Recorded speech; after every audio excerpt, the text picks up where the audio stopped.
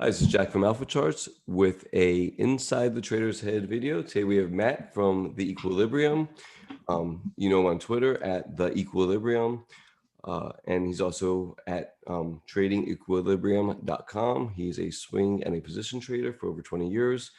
He's taught graduate level courses at NYU, and he's currently pursuing his Chartered Market Technician, CMT. So Matt, thank you for being here. Thank you. That was a brief intro, but go ahead and tell us a little bit about yourself.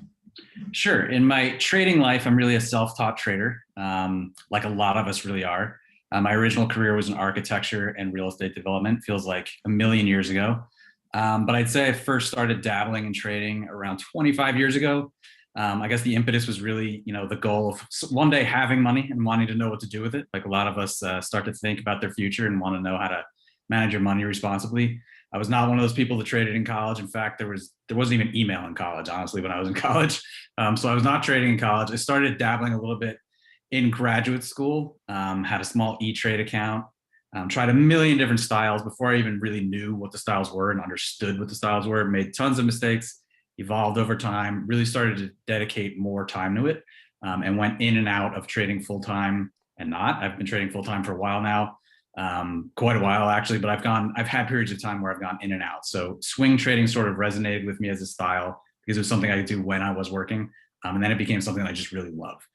So that's really the style that resonated with me and where I've been putting all of my focus recently. Gotcha. Excellent. Yeah, I'm self-taught also. So I think that's amazing because I think anybody can, if they put the time and effort into this, they can do this, which is awesome. So let's talk about like the influences. So along the way you were in and out. So what were the influences that kind of kept you on the right track? So in terms of people, it was definitely like when I discovered social media, there was a group of people that I originally got connected with, like people like Howard Lindzen, Brian Shannon, people everybody knows, Ivan Ivanhoff, that crew that was originally around in the beginning of FinTwit and StockTwits. Use both those platforms. People like Sunrise Trader has been a huge influence on me, mainly because he's just super positive and also a great trader, but just he has been consistently a positive person on Twitter, and that has just resonated with me tremendously. Chess and Wine is another person that I met at the very start. Kunal, Bulls on Wall Street. There's a whole list of people. There's a myriad of people, but I think Howard Lindzen was a real big influence on me in the beginning, just because the way he was explaining what he was doing. That really resonated with me and made me realize the power of the platform and how much you could learn online. Excellent. All right. And so those were the people. And so we've all read a ton of trading books. So which ones have had the most impact on your style? Yeah, I think I started because I was an architect. I'm very visually oriented. So it was sort of like my entry into the market was through the visualization of charts. And I'm still very much that way. Charting is my thing. It's my go-to. So I started reading everything technical analysis related, right? I started with Bulkowski's Encyclopedia of Chart Patterns, the Candlestick book, Steve Nissan's book. There's a couple kind of like bedrock technical analysis books, John Murphy and the Kirkpatrick book that everybody is interested in technical analysis should read. Throughout the years, I started getting all the CMT curriculum and reading it without even taking the test. I finally decided I feel like taking the test. But I've read all that curriculum, right? And I've read as much as I could get my hands on in terms of technical analysis. And that was really what I was inundating myself with. It got to the point where I had to really simplify. But, a lot of those technical analysis books were the bedrock of how I look at the market. There was a book Ivan Ivanhoff wrote, Top 10 Trading Setups, I really enjoyed. That was just, it was like it's a real practical book, which is great because you could read a lot of esoteric trading books, but it was a very practical book. And there were snippets along the way in the technical analysis books of how to trade, how to swing trade, how to day trade that I started to piece together on my own. And in terms of just writing, I've read, Kramer's books, Confession of a Street Addict, I loved. It's just one of the things that motivates you, that you just get into that mindset. Anything Michael Lewis writes is great. I've read Mark Minervini's books are really good. So I can't point to one in general, but in the beginning, it was all technical analysis. Gotcha. Perfect. And so along the way, where was that aha moment where you said this was this was for me and this is, I get it now.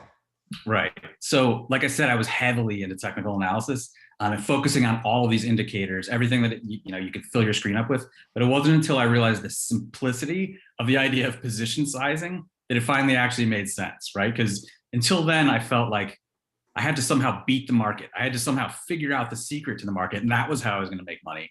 When the reality is, you position size, or at least I believe, you position size the correct way, and you're making educated probability-based trades. So that was like very liberating to know that you could position size correctly, and then you actually feel like a trader. That's when I started to actually feel finally like a trader. Like, oh, I'm going to be wrong, possibly even half the time, but I understand what I'm doing. I've got a framework in place, and that was a big moment for me. And unfortunately, it didn't come right away. It took a while for that to come. Something that's that basic took a while to come to me, but that was a big aha moment, because then I felt like, okay, I can actually do this for the long term. Yeah, it's that's great, because I do believe the goal isn't to beat the market; it's to manage risk, right? So it's, Exactly. you know, if you manage risk right, you probably will end up beating the market, but that's Right. not the goal. That's the end Exactly. point. If you manage your downside, the upside will come to you. This is, I firmly believe in. But when you're not managing the downside, you're just never going to make it long term. You're going to go up and down, and there is no secret to the market, as anybody that's been in it long enough knows. It's all about what's in your head and the parameters you're using to trade. Right. There's no secret formula that people are going to figure out. No Exactly. algorithm, no none of that. Right. All right. So the first part of the interview, we're going to talk a little bit more about the psychology of trading and how we how and the rigors of trading. So outside of trading, what do you do? Well, tell us about you outside of trading to help balance that trading that you do. Yeah. One of the things is guitars. So I've got two right there. It's a big interest I've had for life, really. And what I really love about it is you get your head entirely out of everything else, because you're focused on what your fingers are doing, you're focused on the rhythm, you're focused on exactly the figuring you're playing, the picking you're doing. I mean, you just completely get out of everything else and into the guitar. It's such a release. I love doing that. I love reading. I read kind of voraciously, and it's definitely not all market related books, because if you read a lot of technical analysis books, they're not exactly edge of your seat books, right? So I do a lot of reading outside of the market. I like to cook, particularly grilling, and exercising. So Peloton I've gotten really into lately, particularly since the pandemic. So those are my go-tos to get my mind off the screen and off of the market. Gotcha. And do you meditate? I don't. But yeah, I feel like it's a blind spot, because a lot of people do this, and I know a lot of people get a lot of benefit out of it. But I don't in a strict way meditate. Yeah, I don't either, but I always like asking that question, because we hear about there is, I believe there's true benefits to it, but yeah, it's not so easy to do sometimes. No, I agree. I feel like instinctively I do some visualization, like in the morning, picturing what I'm going to do, picturing the opening, and but I think that's just more of just like an instinctive thing after time. But I don't in a rigorous way meditate at all. But it would definitely be interesting to check it out, and I hear good things about it from people that do. It's funny, because I think you playing guitar is a form of meditation. It's true. It's true. I think So right, so you may not do it in the traditional sense, but you may actually do it without even realize you're doing it. You're right, because it gets your head to focus on something that is just in the moment at that second. You can't be thinking about anything else. So that is a good point. Yeah, absolutely. And then in the markets, obviously you're going to win some, you're going to lose some. How do you fortify your mind, or how do you think about when you have a loss, or maybe even a string of losses in a row? Do you do anything that you've done to kind of just to fortify it, so you don't just get down on yourself for a couple bad trades? Yeah, I mean, one of the rules I definitely have is that when I have a string of losers, let's say 3 or 4 bad trades that go wrong right away, maybe the market's turned, or maybe I'm just out of sync with the market, I take a step back. Revenge trading is disastrous in my experience. So I take a step back and just refresh. Maybe I'll go play the guitar, right? I'll do something that gets me out of the market. Maybe even just take the rest of that day off. Maybe you take another day off and just get out. And then when I come back in, I'll size much smaller, maybe half size trades, and trade less, until you just start to feel like you're in sync with the market again. Because you can have losses for multiple reasons, right? But if I feel like the loss is because I was pushing, or because I was out of sync with the market, or I wasn't following my rules, I'll take a step back. If it's just because some news hit and the market tanked, I'll feel differently. But I definitely have a process where if I've taken several losses in a row, I take a step back, refresh. You don't want to press your luck. You definitely don't want to feel like you're trying to make up the lost money at all, because it will come eventually. And if you're sizing properly, those losses shouldn't be insurmountable by any stretch of the imagination. But when you have some of them in a row, you definitely start to feel like you're losing your confidence. And confidence is just a huge part of this game, because you have to feel like your planning and all the preparation was done in a confident, logical way, and then execute confidently. And once you lose your confidence, you just open yourself up to more trouble. Absolutely. Absolutely. So you put yourself in the penalty box, for lack of a better term. Yes, absolutely. And usually a day to 2 days, wrap max usually, or yeah, it depends. Maximum. I can't stay away that long, but yeah, if I have 3 or 4 trades that go south, take a day off. Take a day off. Yeah. I mean, I'll still watch the market, but I won't participate. Gotcha. So why do you think most traders fail? Because most traders end up failing at the market, right? Very few people become have longevity and success at the market. So right. What's the reasons for that? I think it's really for the reason that most people fail at anything is that they give up, which is the broader answer. I think people don't persevere. But the older you get, you realize that saying that you have to get up one more time than you fell down is just completely true. And I think a lot of people just give up because it's frustrating. And there's no, as far as I've seen, there's no, here's how to trade course. You can trade a million different ways, and you have to figure it out for yourself. And it takes time and perseverance. But I think some of the nitty gritty reasons why people get so frustrated is because they just have trouble putting the pieces of the puzzle together. I think they take bits and pieces of different styles like day trading and position trading and investing and jumble them all up, especially in the beginning, and without adhering to either one of those plans in particular, it just gets to be completely confusing, and it can feel super chaotic and feel like there's no rhyme or reason to anything. So I think that's a big reason why people end up giving up, and they just take too much risk. They don't have a risk management plan, so nobody likes losing money. So I think once somebody really comes close to blowing up an account and they don't have the perseverance or the drive to go through it, they're going to give up. Yeah. And I think expectations too. Everyone sees everyone's expecting Bitcoin type moves. And the market doesn't usually give you those types of gigantic moves too. And especially this year, I've seen so many new traders this year that are expecting these moves, 20% moves overnight. I mean, I'm old enough to remember, as I think you are as well. there used to be moves that took weeks, even months to play out. And now if people are expecting a gigantic move in 2 days, and there's a lot more people using leverage now, and they're expecting to turn small accounts into riches quickly, and I think that gets a lot of people into trouble. And I've been surprised to see a lot of people online who brag about not using stops, and are super aggressive in terms of sizing and don't even really position size. So I feel like there's a lot of unnecessary risk being taken, and that only works in certain environments. Yeah, I mean, position size is part of risk mitigation. Absolutely. Yeah. All right, so let's go ahead and just talk about the way that you trade. So we're up to that point. I'm going to go ahead and make you host so you can share your screen. And make host. Yes. Boom, boom. All right, so now you can share your screen, and we'll talk about your time frame first off. So you said you're a swing trader mostly? Yes. So I have 401k, IRA, I do position trading.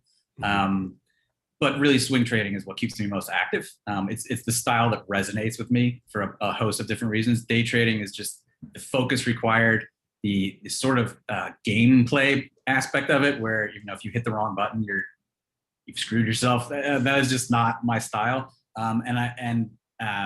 Swing trading resonates with me because I can trade the daily charts, and I can use a lot of technical analysis, and the time frame of figuring out if your trade is actually going to work or if it's not going to work is quick enough that I find it the activity level that works with my person.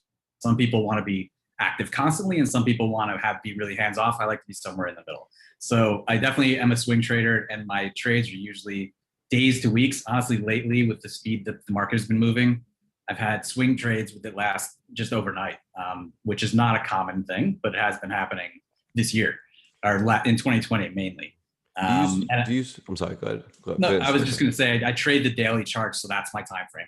Is that time frame? I do entries and exits sometimes with the 5 minutes and hourlies, but I'm predominantly trading the daily charts. Gotcha. And do you use price targets, or how do you decide? I use price targets only to try to define what the risk reward ratio is, right? So that's the only real value I find in price targets, because the market's going to go where it's going to go. So to pretend like this is the target that it's going to is just illogical. But you have to define what the risk reward is of the trade that you're taking. So I use a price target at a logical place where maybe there's resistance or some other technical level where you could logically make a case that price could go to that level if it works in my favor. So that's what I use targets for. Gotcha. Perfect. All right. And so what is your risk tolerance? Like, how much are you willing to risk per trade? So over the years, I have like a relatively specific and somewhat random parameter where I never personally carry more than 6% total open risk. Okay. At any one time. So if all of my positions tank, if everything gets stopped out, I'm down 6%, and that's just something that I've felt comfortable with over time. And the way I split that up is usually I'm taking 50 bips trade, so 0.5% of risk per trade, generally in that area. If things are really choppy, or if I'm taking a really speculative trade, maybe 25, so really small risk tolerance. And then conversely, if the market is really trending in a strong trend, and buying in anticipation of breakouts is being rewarded, like was happening in the summer of 2020, I may go up to 75 basis points, 100 basis points. But I never cross that 600 basis point threshold, because at any given drawdown, I want to know exactly where my losses would take me. Gotcha. And what is your position size? You talked about that being part of your risk mitigation. So how much of your total account do you risk at a time? I'm sorry, position size. So I'll risk 0.5% on each trade. So between the entry and the stop is roughly it would be 0.5%. So that's where it is. Yeah, I'm in position size. How much position size do you of your total account is one trade? Yeah. I like to have cash on hand, so I'm never 100%. I'd say I probably get up to around 75 at the maximum, 80 around there. I'm never 100% in on swing trades because I like to have some cash on hand, and that's just the way I operate. So I'll never be fully in. But I think most of the time I'm 60 to 80% in. Gotcha. And if you put a position on, what percent of your total account are you putting on? I never want to go above 20%. So definitely lower than that. So if there's a trade where you have a real tight entry and stop, sometimes that position size will be and I may not take that, or I will reduce it because I don't want to have 20%. I don't want to have more than 20% of my total account in any one name. Gotcha. And do you buy all at one time, or do you scale in? I buy all at one time. It's too much. It's too much for me, honestly. I agree. Scale in. I scale out, and I can handle that, but I don't want to add the extra scaling in portion to it, because sometimes I'll have 10 to 12 trades that are open. Some of those will be option trades. And I've found out over time, that's about my limit, honestly. If I go above 12 trades, I start to make unforced errors. Like I didn't move the stop where I wanted to, or I'm just typing the wrong thing and I'm just missing things and making silly unforced errors. I just know what I can manage. So it's more comfortable for me to be around 10 to 12 open positions at a time. Perfect. And as far as your risk reward ratio that you try to strive for, you said 0.5% on the risk side. And so what ratio do you like for the 3 to 1 is the goal, definitely. And if I can achieve that, I feel like absolutely successful trade. Because if I can just keep doing what I'm aiming for is 5 to 20% quick moves, and you just want to do over and over and over in an ideal world. So if I can get 3 to 1 on those moves, 2 to 1 to 3 to 1 in that range, you really can compound your account pretty quickly. And I wouldn't even take a trade that's less than 1.5 to 1. I probably less than 2 to 1. I wouldn't even want to take. Okay. Obviously, you have no idea how it's going to turn out, but you don't want your ultimate goal to be only 1 times risk. That's for sure. No, that puts you out of business real quick. Yes. And then do you usually buy on the open? Do you wait for the market to settle out for the first 30 to 45 minutes? Do you do pre-market? How do you kind of? So I definitely never do pre-market. That has just never been a way that I wanted to trade because there's just not enough volume, and it's not part of my plan. I definitely change in terms of market dynamics as to whether or not I'll trade the open. For instance, today is a good example. Today, coming with a huge gap up, there's been a huge amount of volatility. I specifically did not trade the open today because I wanted to see how that bounce was going to behave. Is it going to stick? Is it going to fade quickly? What's it going to do? So I didn't want to get stuck with a quick reversal. So today I didn't trade the open, but there are days when the market's trending where I'll absolutely take a position at the opening bell. I'll even set a buy stop just to get me in and do that. So it really depends on market dynamics, but I definitely don't trade pre-market. Okay. And do you look at any macro data at all? Macro in terms of, the market or like macro economics? Macroeconomics. Not really. I mean, I follow it certainly, but I feel like as traders, that's noise. I mean, I definitely want to understand what's going on, but I'm not going to trade. If you were following economics, you'd have been short the market from March on, right? And that would have been disastrous. So I definitely don't trade on that. But as trying to be an educated person, I certainly follow the news and read up on what's going on. But I don't trade on GDP numbers and things like that. I'm trading on charts, and I'm really near term as well. So I'm trading on technical setups.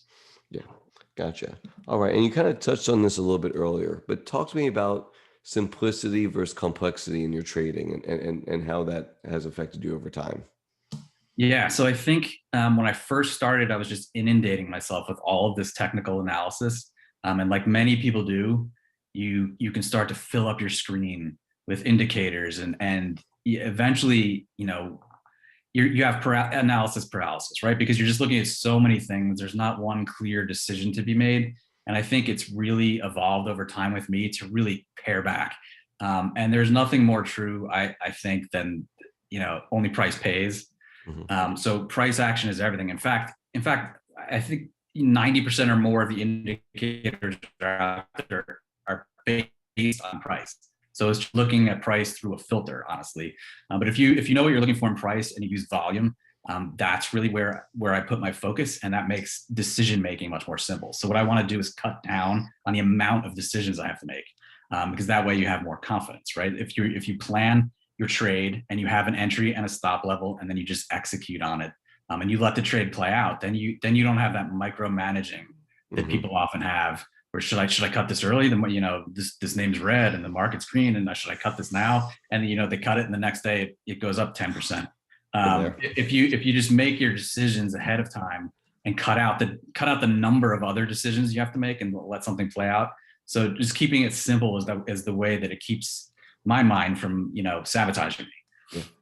Yep, absolutely. And we've all been there before, where we're in a great stock, but you hear somebody posts something on Twitter or exactly. a news report, and and you get out of it, and then boom, the next day it exactly flies out. And then you'll have and I trade that way, where I have hard stops, and I put in the entry and stop at the same time, and of course you'll have names that will hit that stop and reverse higher.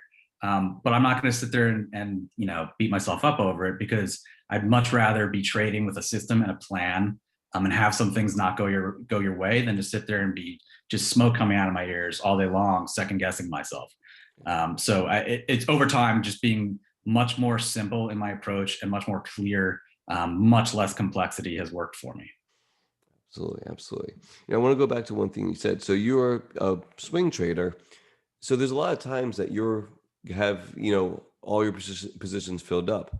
How do you stop yourself from doing something stupid? You know what I'm saying? Getting bored with what's going on, or the urge to trade more. Do you have anything that you'd kind of do for that? Yeah, so over trading is definitely something that I've had trouble with. That's probably my number one pitfall.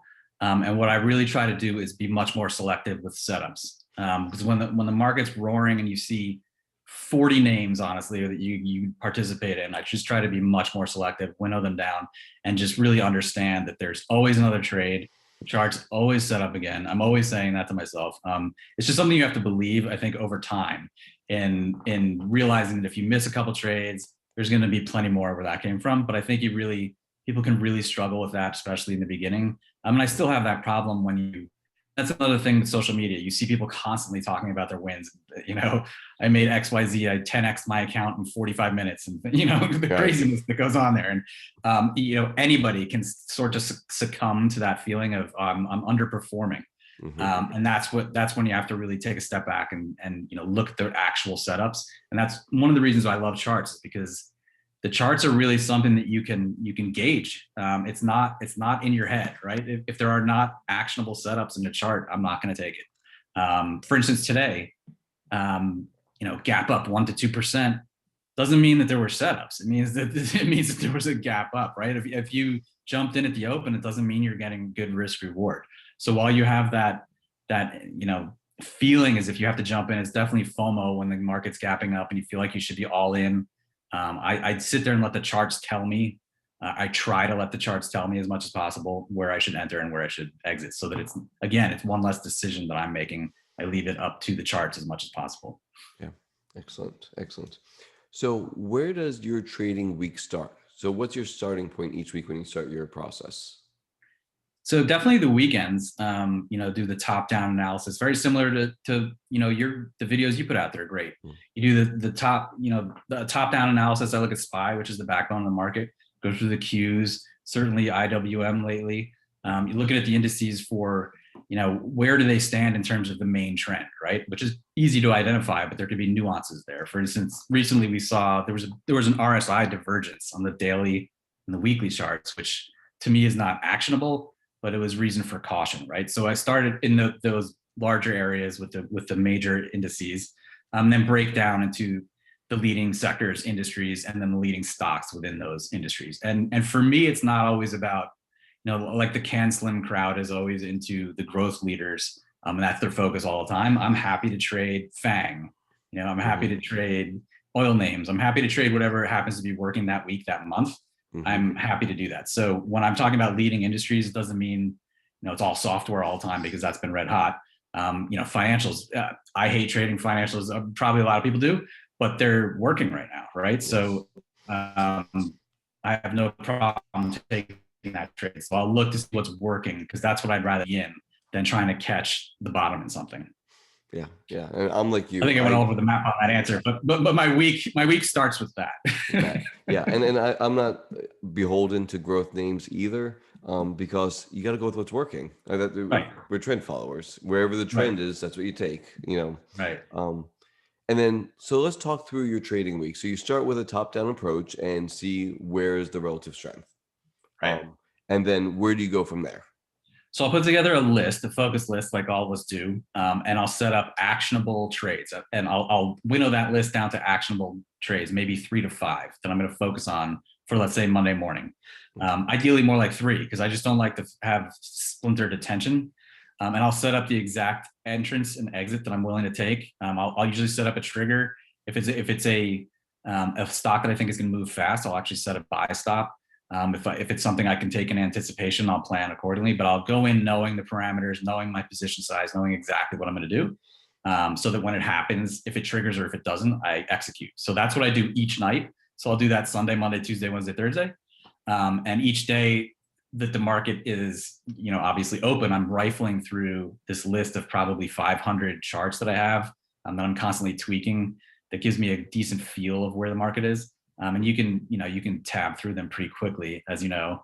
But that's how I get a feel for things during the day. I prefer to trade actually after the open, but sometimes, you know, there's just so much action at the open that your triggers hit. But I actually honestly prefer when the market opens up kind of flat, and then you start to see what the leaders are for the day, and you can get into a trade. I prefer that rather than trading exactly at the open, although I will do that. So the week, Monday, Sunday through Thursday, is pretty much the same. Although I do prefer, if I'm going to trade options, I like to trade earlier in the week. And then Fridays, I'm really very less active, because Fridays, in my experience, are super choppy. I tend to get myself into trouble if I trade too much on a Friday. So over time, I've just kind of been less active on Fridays in general. Sure, makes sense. And so as far as defining your universe, you'll pick any stocks. You're not a growth guy, you're not a value guy. You'll be like, okay, what's working? And then we'll go from there. Does that pretty much sum it up? That definitely sums it up. But I mean, what I do like trading are the leaders, right? So I like to buy high and sell higher. Yes. I'm not in the buy low and sell high camp. I mean, I don't have any problem with that, but what I want to see, because I'm a swing trader, I want a stock to move now. That's the goal. I don't want it to move in 3 weeks. So I'm looking for things that are consolidating on the way up. And do you screen? Do you use manual screening, or do you use like FinViz or one of the other screening tools to help screen out and see what where you should focus your attention on? I definitely use FinViz all the time. So in general, to get that big list I was talking about, that's like 500 stocks or so, I'm looking at through different industries on FinViz, picking out the ones that are leaders, picking out the ones that are in consolidation patterns. So that's how I'm constantly tweaking that list. But I have an overall screen where I'll check for names that are outperforming the S&P on a 3 and 6 month basis. I'll look for betas over 1 because I want them to move. I'm not a stickler about volume, but I want volume to be over 300,000 at least. I know some guys like over 1 million, but I'm okay with the lower volume stocks. And I want something that's within 10% of its 52-week high in general. So that'll be like a core list, a core screen that I'll go through. And then you go from there. And I'm just constantly tweaking it. And I use IBD as well. I mean, they just have great lists, right? And it just saves so much time. So I definitely use those because you're going to find a lot of those stocks that you want to buy high and sell higher on those lists. For sure. And then, and so then when you refine into your focus list, it's basically all technical at that point? So you just look and see, okay, this is the setup that I'm looking for? Yeah, when I'm down to finding actionable setups, it's all technical.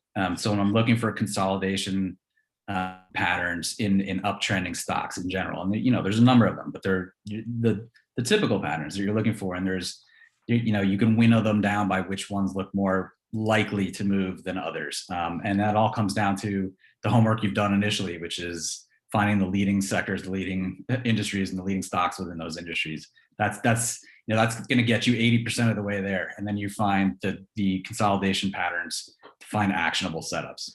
Now, are there any certain patterns that you like to trade the best or you have the most success with?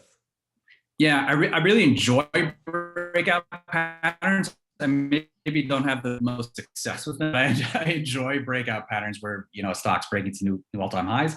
They require patience, and there's a lot of false breakouts, right? And it depends on the market environment you're in. But overall, I probably trade consolidation patterns like flags and pennants and wedges.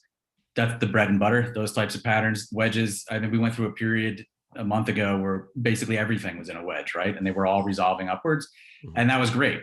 That was a great time, actually, to find. There's times when the market really, you're seeing the same pattern on every chart, and when some start to move, there's a good chance others are going to move and we're going to resolve in that direction as well, and that's when you can really get aggressive. But those are the patterns I like to trade, or the bread and butter consolidation patterns on the way up. Excellent. And so, if you can, go ahead and bring up a chart, and why don't you show me, if you can, what you would consider a premier setup, something that would be on your actionable focus list. Sure. Let's see if I can screen share with you here. All right. All right. Can you see my screen? Mm-hmm. All right. So I'm going to use NEO as an example, just because this was, I'll zoom out here. And as we all know, anybody that's been following NEO, has just been beautiful and has set up so many times since July of last year. But I'll go to this triangle pattern here, this consolidation pattern here, as an example of what I'd be looking for. And I don't remember exactly where I played this because this was the summer of last year. But what I'm looking for here is this obvious consolidation pattern on a leader. So we had gap ups here in July, and everybody, there's a myth out there that every gap needs to be filled. It's not true. In the strongest stocks, you will have these gaps that go unfilled. And that's a good sign, certainly, that there's a lot of strength in that name. It's a breakaway gap is what it's technically called. So I look for a consolidation pattern where you're going to have 2 touches on each trend line.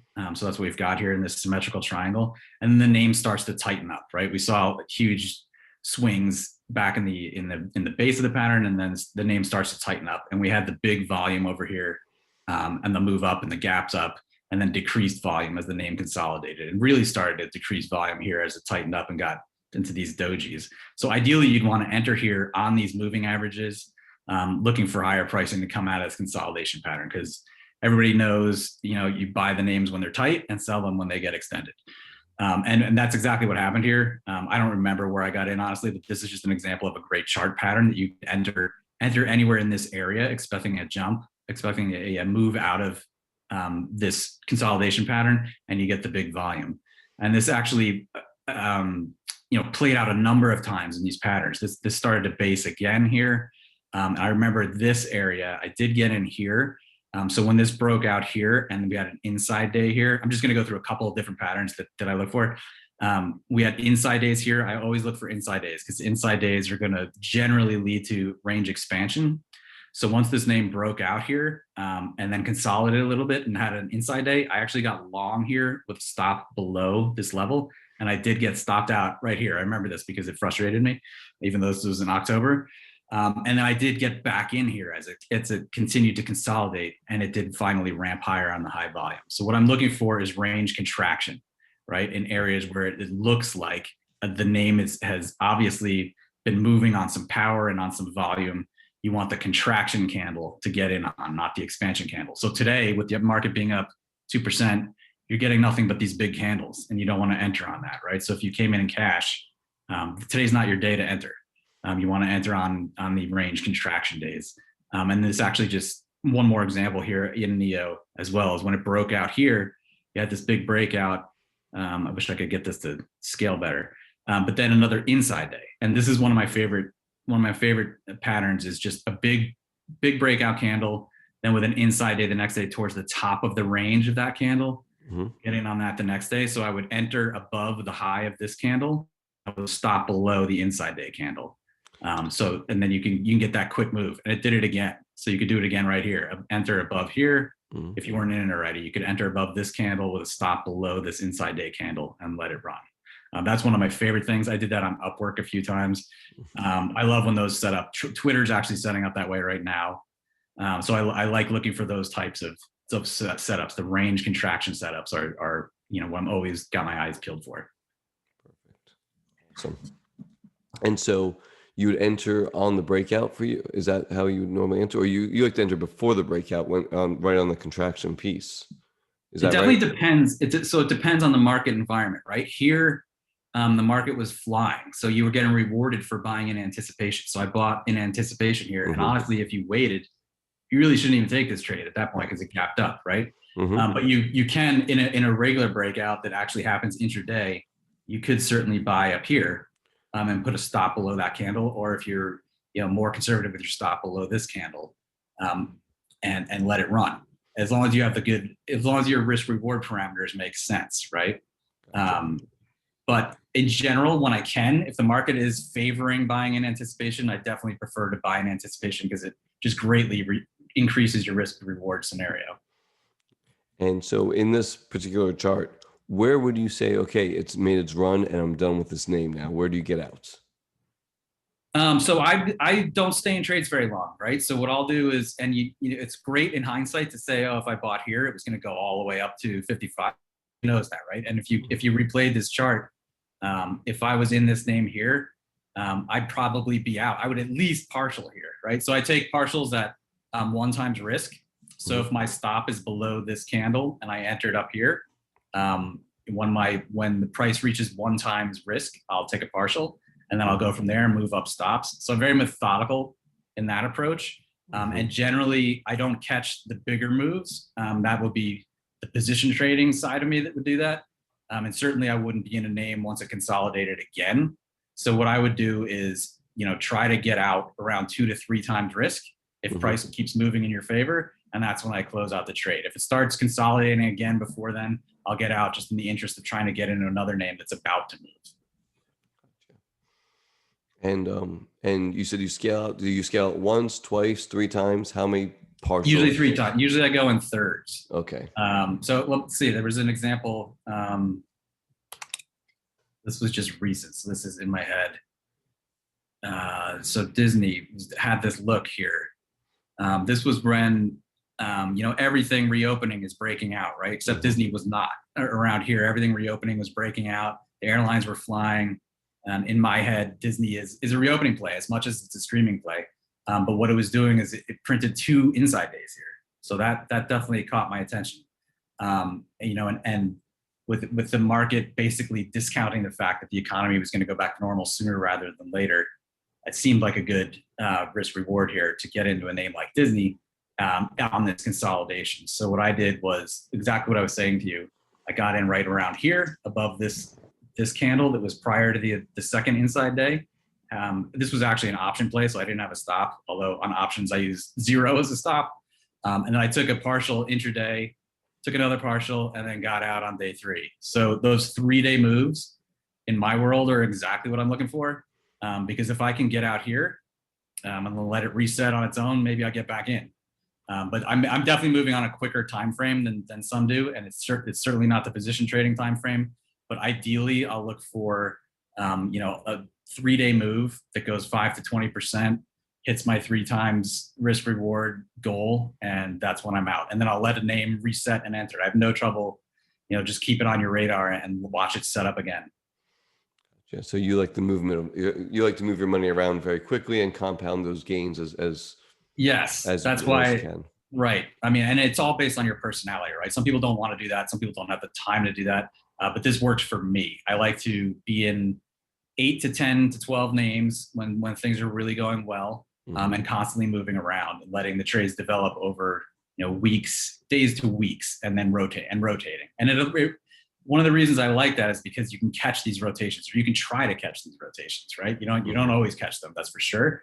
But when suddenly it's clear that money's rotating into energy and financials, you know, you don't have to sit there weighed down by your 9 position trades, and you're not nimble enough to take any of those trades. So I like being able to do that. Certainly you can't catch every trade, but I like the option to try to catch the rotations. Sure. And what happens if you enter a trade and it's still consolidating? It's not going anywhere. Do you time limit yourself as a stop, or do you just let it just consolidate? It doesn't do anything wrong, doesn't hit your stop, but it's also not really breaking out. I'll give it about a week before I start to really question what I'm doing. And you know, sometimes that's a good thing, sometimes it's a bad thing. There was actually I was in Palantir. When was it? Let's look at this chart. I was in this name when it was in that stretch where it was consolidating forever, this endless consolidation. I think I got in somewhere around here, and it just kept consolidating. And I remember I actually tweeted, I'm giving this one more day and then I'm out of here. And that's the day this happened, right? So you never know is the you know, bottom line here, but I'll give it a week before I start really thinking about getting rid of it. If it's doing nothing wrong, I'll give it a week to develop, because I don't want to spend, the idea isn't to spend that much time in a stock that's going nowhere. The idea is to try to find movers. Yep. It happened to me in Celsius. Pull up Celsius real fast. I'll show you where it happened to me in this name. Kills me. I still think about this one. Let's see if I can pull this off, Jack. Oh, let's see. CELH. Let's see if it'll. But we'll keep talking while you take a look at that. Oh, there you go. Perfect. I was going to give you control, but I'll just do it. Yeah, sure. Just, if you go back a little bit, there's a tight consolidation. If you keep going back a little bit more. There you go. See that tight consolidation right there? Right I was here? in there and it just bored me out, and I got out of it before the big uptrend started. And that, I mean, that happens all the time, right? And there's no 100% method to catch all these moves. You just keep going. Again, they just, and after a while, they just bore you out, right? It's like, okay, it's not moving. Everything else is moving around you. And you're just like, well, let me catch something that is moving. And then, like Amazon lately, it's bored everybody to tears, right? It looks like it's going to move perpetually, and it just doesn't. Which means that soon enough it's going to move. Yeah, absolutely. All right, so corrections. So when corrections do happen, not even the volatility we've just seen, but true corrections that happen, like 2008, 2015 and 16, how do you judge when the market is no longer good? Is it just that you fail on 2 or 3 trades or in a row, or what's your judge on this is not a healthy market anymore? On days where I'm taken out of basically every position, whether it's on a raise stop or just a stop loss. On days where maybe I came into the day with 10 open positions and I end the day with 1. Okay. That's my sign. That's You know, fine. and it's not because I've traded bad setups. It's because the market has turned um, against me, right? Mm-hmm. So then for my time frame, I'm out for a while. I always take a step back. I'm not in a hurry. I try to tell this to people that I interact with. I'm not in a hurry to put on new positions when I'm stopped out, because there's a reason I was stopped out on multiple positions, and I need to adjust before just opening up new positions just to have them on. So that's how I judge that the market has turned. Honestly, it's based on how many positions I have open, and obviously the technical levels on the indices. If we breach some clear technical levels, then you got to take a step back, right? 50-day is the obvious one. This is just general rule of thumb. You got less probability of longs working if the indices are below the 50 days. So always keeping an eye on that easy rule of thumb. But if I get taken out by stops, and even in this recent volatility, I was taken out of a lot of positions and just kind of held pat for a little while, and then reassess and just see if there's a change in tone, or if it was just a quick garden variety pullback. But that's how I manage it, because I'm shorter term. I'll get taken out quicker than the position traders. And will you do you ever short the market, or you're a long trader only? I short it, but only when there's like real breakdowns. I mean, I played TZA a little bit recently, but that was definitely speculative. But as long as the uptrend remains intact, I just find it much easier and much more easier to manage in terms of the stress level, to just follow the primary trend, honestly, because the probability just is in your favor that the trend is going to continue until there are some clear signs that it's not. So that's how I look at it. I don't try to play the market like a maestro and catch every turn. I definitely would, if the market is trending up, I'm going to go long. But like when the coronavirus fears really, really kicked in, that was an obvious change. Back in March. So you don't go long then. There were some bounce plays to be had, but that's when you either take a big step back or you take some short positions on bounces. Gotcha. All right. And so, what do you say that your biggest trading demon is? What do you battle every day when you trade? It's probably over trading. Over I trading. think I was mentioning that earlier. So Mm-hmm. I feel like I have to actively be conscious of my rules in terms of over trading, because when there's a lot of names out there that are working, the tendency is to just want to get involved with all of them. And no matter how good your ability to focus and pick out the best setups are, there's always going to be other trades out there. So you're just tempted to keep trading and opening positions when maybe you shouldn't. Mm-hmm. So I just try to always move slowly and deliberately, and having a plan is one of the things that's really helped me with that. So I don't let myself trade unless I've pre-planned it. I can't remember the last time I got into a trade without having a plan. It was years and years and years ago. So I think that helps you slow down, to have that kind of process in place. Gotcha. And what would you consider the worst trade you've ever made? Um, yeah, I don't remember a specific worst trade, but it was definitely when I first got exposed to options years and years and years ago. It was just, the standard handing somebody a hand grenade Mm-hmm. type thing. And, because it's very easy to get lucky once and have a 500% gain and then think, oh, this is so easy. And the leverage is hard to understand initially. So I definitely did a fair amount of damage very early on, trading options recklessly. And since then, I now use options. My stop is zero, and I use them honestly as a way to define risks, so that because I hate when a stock gaps down below my stop. So Mm-hmm. I like the peace of mind with options. You can't go lower than zero, right? So that's how I use them now. But I think when I initially discovered options, I did a fair amount of damage and had to recover from that. Absolutely. Yeah, options. I remember my first it was a small account, but it was gone. I mean, I just Yeah, totally blew it's it so up. easy. Yeah. It's so easy to do.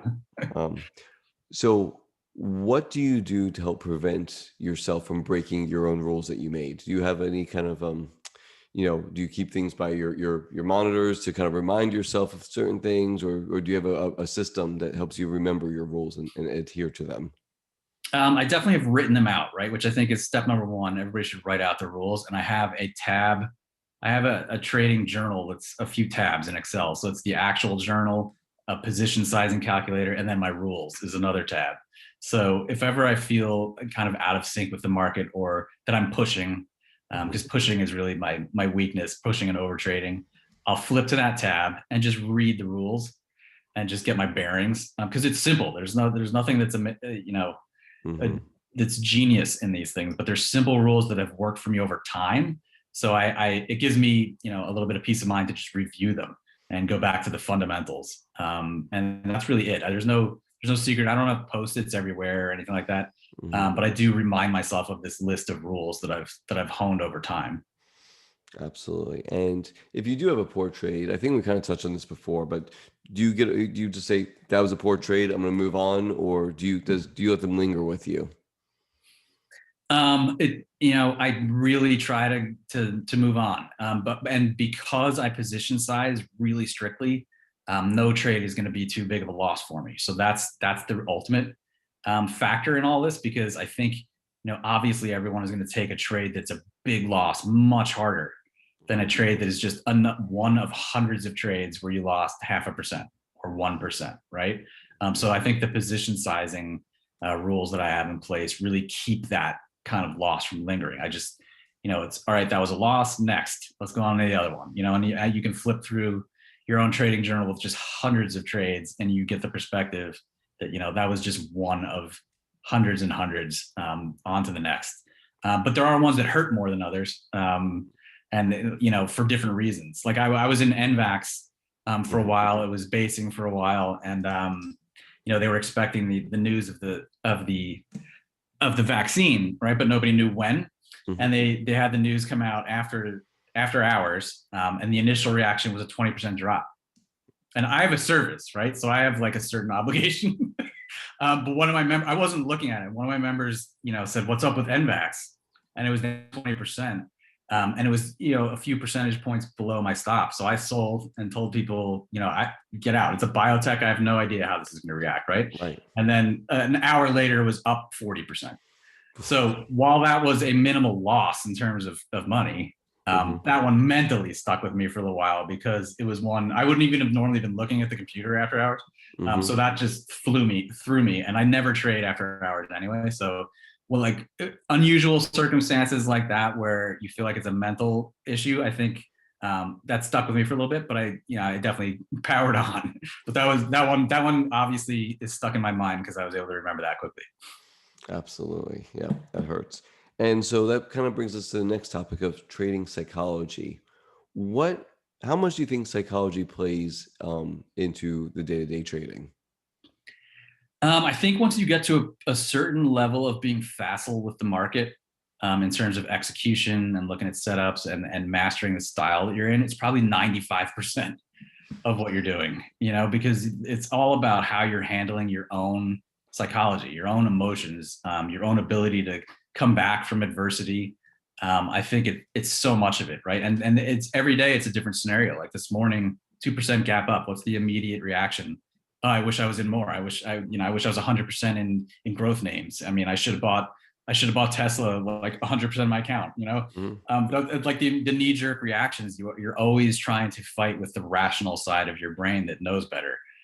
So I think it's honestly, once you get the mechanics down of knowing how to trade, I think it's 95% at least of what you're doing. And do you feel like, and maybe no, but if you're having some issues, whether you got into a fight with your spouse or there's something else going on outside of trading, how much do you think that really affects when you get down there? Because your rules are set, right? So when you're entering, when you're exiting, but what impact does that really have on your trading, if any? I think it definitely does have an impact, because you can trade in a frustrated way, and even if you're following your rules, maybe you're going too fast, or you're taking setups that just aren't there. You're manufacturing setups in your head, and that's a hard rule to quantify. That's not a rule like, oh, I've got my stop place and I'll be out at that level. Like if you're taking stops that are loose and sloppy setups because you're frustrated or you're trying to prove something for whatever reason, I think definitely your state of mind is a huge factor in your trading performance. Yeah, absolutely. It's funny. Leaf on Twitter, he's got a neat thing that says, basically, as soon as you show your spouse, how much you've made in the market, it's time to step aside because that's at the Right. top. It's always the top right there, right? Definitely. All right. So moving on to um, and so if a name tries to shake you out, you just kind of, if it hits your stop, you just get out and you'll re-enter it if necessary a day later, 5 days later, if it sets back up again. Is that pretty much how you would do it? Yeah, I don't even think of it as a shakeout. I enter at, I think of entries and stops as imposing your logic on market action. So there have some parameters that you impose on what is otherwise seemingly random market action, right? So if I place my stop and my entry at reasonable technical levels, then I'm just going to let it play out. So if I get taken out, I get taken out. I'll revisit. I just had a trade in OIH. Mm-hmm. The oil ETF, and my stop was hit to the penny, and since then it's up something like 20%. So those things happen, but I mean that's where I put my stop. It made total sense at the time. So those are the cards, and I don't beat myself up over it. I obviously remembered it because it annoyed me, but I'm not going to lose sleep over it. So I would consider that being shaken out, obviously, but it's not the end of the world. And for every one of those that happens, successful trade happens as well. Absolutely. All right, so let's switch gears to social media because I think that this is a really important subject, and I think this is a place where a lot of people get tripped up. So you're on Twitter, right? You're on at the Equilibrium, right? Is that your handle, right? Yes. Yeah, at the Equilibrium, and you have a very positive feed, and I appreciate that because I only like to follow people with positive feeds. There's so much negativity out there, even within the FinTwit community. Right. You know, so that's awesome. So let's talk about first off that whole idea of who we follow on Twitter or FinTwit or what social media do you use right now for stock trading? I only am on StockTwits and Twitter. Okay. So I don't use, in fact, I deleted my Facebook account in 2010 and have never looked back. I am not social media king, that's for sure. But there's a lot of value in what a lot of people are doing on Twitter and StockTwits, in my opinion. I was initially on Twitter and StockTwits in 2008 when they first started, and there was just a lot of hubris, a lot of chest thumping, a lot of ego. I mean, and a lot of negativity, and all of that, was sort of unchecked at the time. And there were sporadically people that were very positive, but it seemed at the time it was very overwhelmingly negative. And I feel like that has changed now for the better, certainly. And there's people that approach things very differently, and there's a lot of value to be had. But I think it's really evolved over time, and I think you have to be very careful what kind of mindset you're letting into your feed, because that can really get in your head. You can pretend like it doesn't, but it can. It's just like if you surround yourself with negative people, that's going to have an impact on you. If you surround yourself with negative input from your feed, that's going to have an impact on you. So I think it has to be used, judiciously. Mm-hmm. Absolutely. And so, how do you control what comes through your feed? Do you put any kind of do you control the number of people that you follow, or how do you control what your feed looks like? Yeah, I don't follow a ton of people. There's people that I've followed since 2008 that I'm still following, and then there's new people like I didn't discover you for some unknown reason until fairly recently, and the positivity that you put out there is fantastic. So there's new people that I'm seeing that I'm happy to follow, and if they're putting out a positive energy and are trying to help themselves and other people, then I'm all for it. But there's just so many people that are not doing that, whether it's on purpose or not. That's not what they're doing. So I do keep my number of follows down to, I don't know, it's 130 or something like that. And I do rotate. It's not like I'm intentionally trying to be elitist with who I'm following. It's just that there's only so much you can take in. And there's also only your certain styles resonate with you. That's just the way it is. It's like, in real life, you're not going to be friends with people who rub you the wrong way. So, I just try to winnow people out that are bringing something to the table that is negative, or, the people that try to put other people down for no reason at all, or they're obviously there just to get out some sort of anger. There's just no room for any of that baloney. And it doesn't help them. It doesn't help you. So, keep all that aside. And I just don't interact with the troll type people. Because if you just ignore them, they tend to go away. And now you have a teaching background, right? You taught some at NYU, is that right? Yes. In a previous life, I still didn't have hair then, but it was a long time ago. But yes, I love teaching. That's why I have a service. It's I like to teach people, and try to help people not make the bazillions of mistakes that I've made. You know.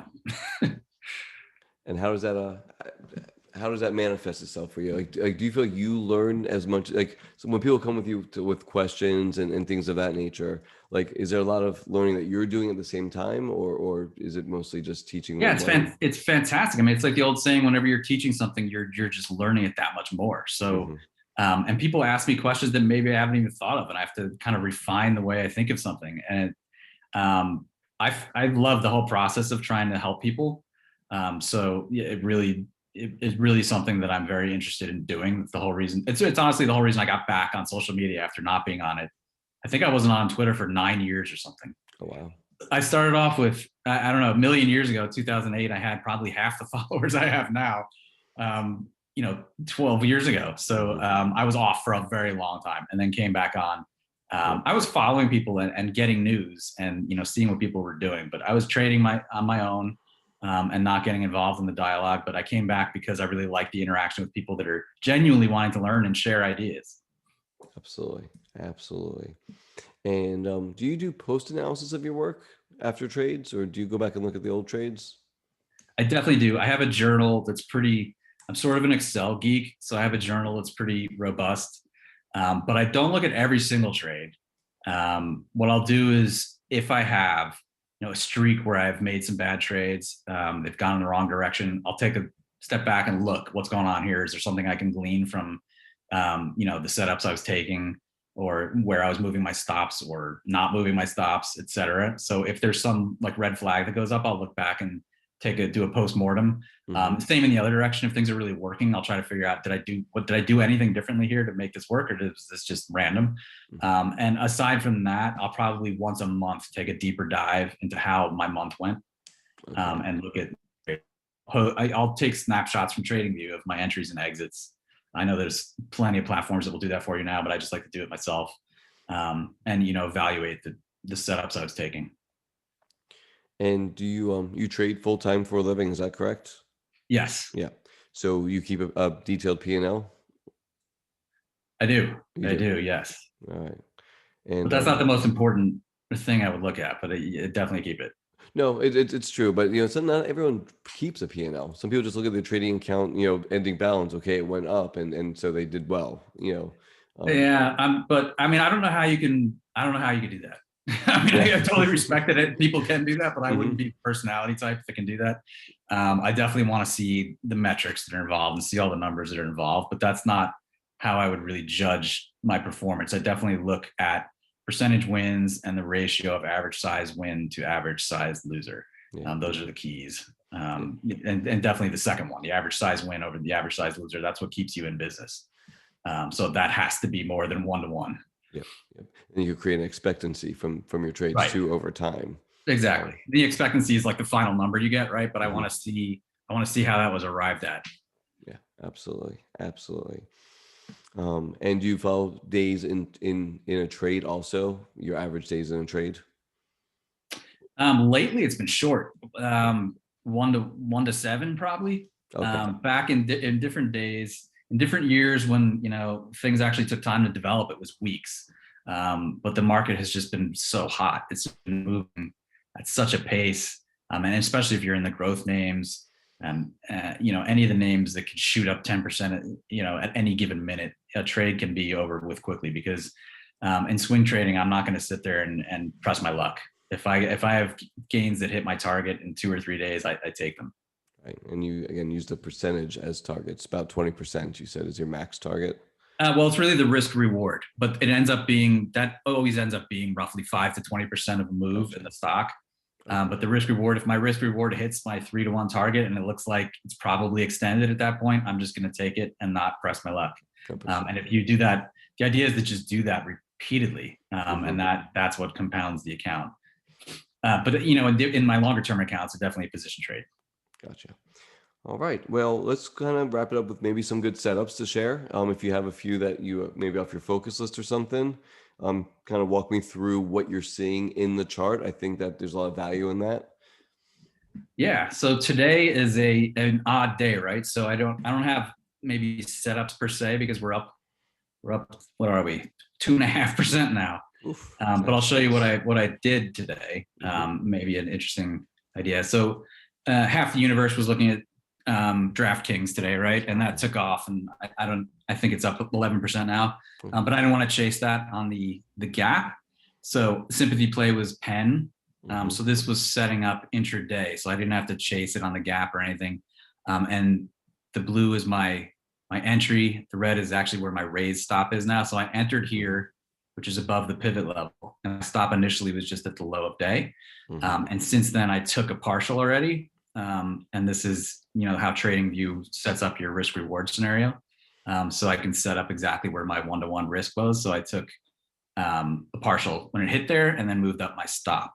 So, but this is the kind of setup I'm talking about where, we've got a clear area of resistance here, and price was getting tighter. This was actually an inside day.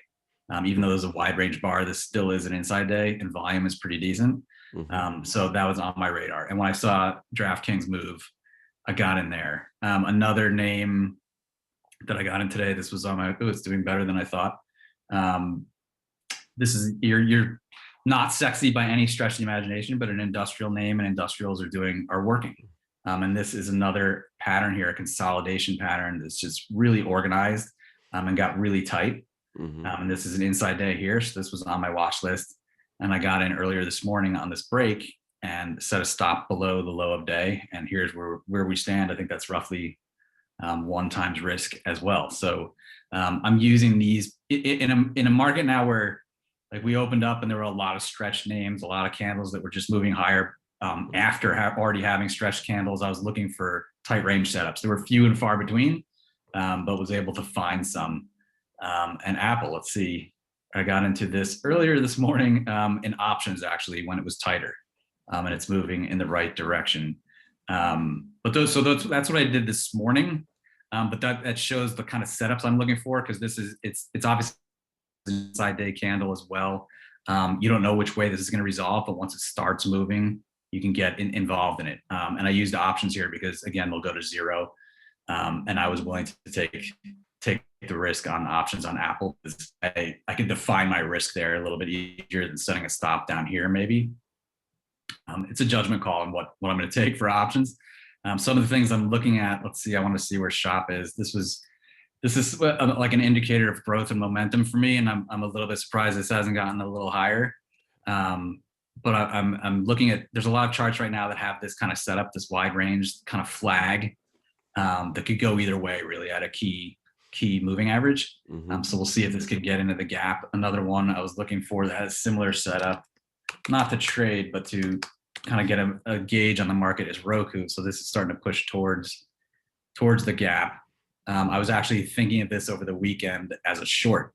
So if it got down here, I would short this. Mm-hmm. But again, another inside day on a wide range candle at a key moving average, right? It's on its 50. And I don't want to do this all day, but Fiverr is another name that I'm watching here, setting up on the 20-day and a little downtrend line. If that starts moving, that could be a nice risk reward. You could really enter here with a stop down here at 251. That's a pretty decent scenario. And then Tesla is sort of like the poster child for where momentum and growth sentiment is, right? And it's still struggling below its 50-day. So, I'm always scanning this and looking for where names are. And what I want to see are the tighter consolidations, like I had on the industrial name TT. I want to see tighter consolidations near 52-week highs personally, rather than playing something like this that's struggling to get towards 50-day. TSLA. What's that? You put TLSA instead of I did. Yeah. That's the biotech. Yeah. But it's similar. Right. It actually does. So it's still struggling below its 50-day. That's hysterical. That is crazy. It's the dyslexic Tesla. Yeah. But yeah, So similar idea though. I mean, this is below, Mm-hmm. the key moving averages, obviously, and it's not going yet. So I wouldn't, this puts all the EV names sort of off my radar until this starts moving. And I think, growth will have trouble until it starts moving too. But there's signs of good things out there as well. Apps, and that's Apple.